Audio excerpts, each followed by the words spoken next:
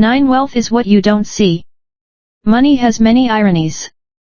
Here's an important one: wealth is what you don't see.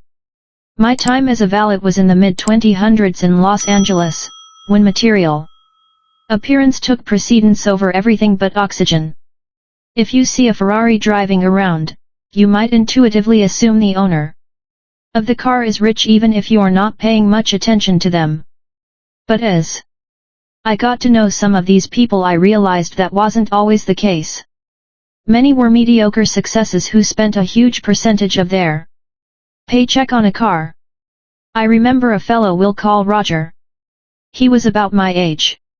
I had no idea what Roger did. But he drove a Porsche, which was enough for people to draw assumptions. Then one day Roger arrived in an old Honda. Same the next week, and the next. What happened to your Porsche? I asked. It was repossessed after defaulting on his car loan, he said. There was not a morsel of shame. He responded like he was telling the next play in the game. Every assumption you might have had about him was wrong.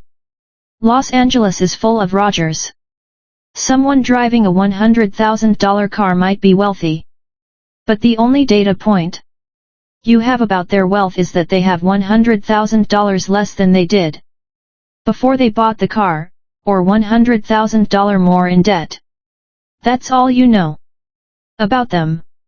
We tend to judge wealth by what we see, because that's the information we have in front of us. We can't see people's bank accounts or brokerage statements. So we rely on outward appearances to gauge financial success. Cars, homes, Instagram photos.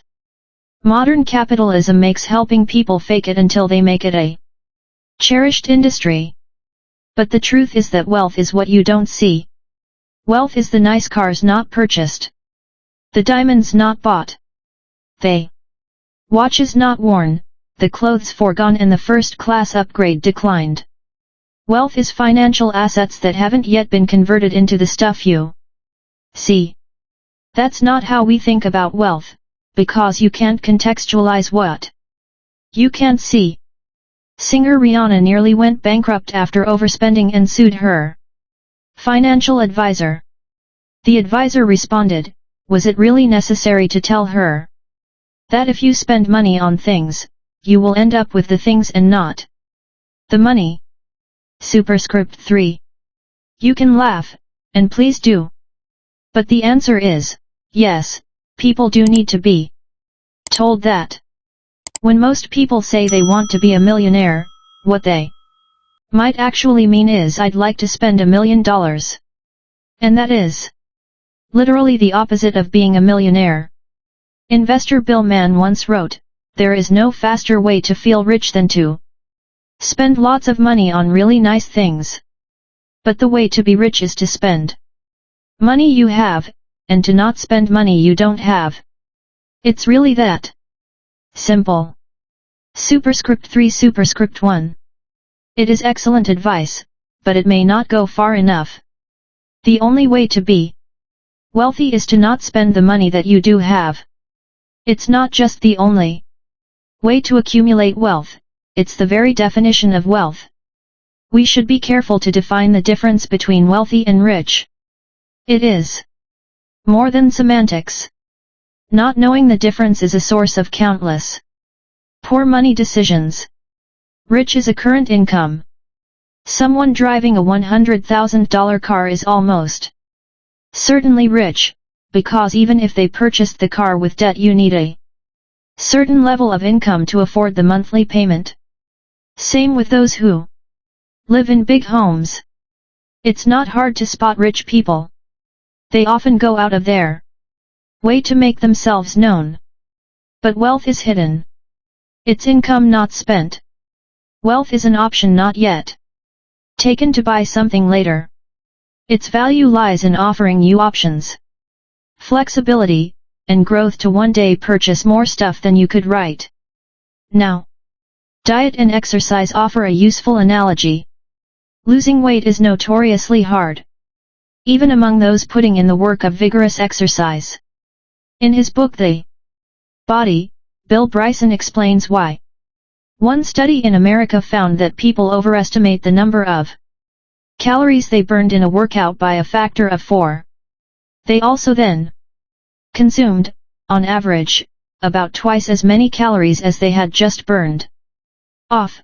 The fact is, you can quickly undo a lot of exercise by eating a lot of food, and most of us do. Exercise is like being rich. You think, I did the work and I now deserve to treat myself to a big meal.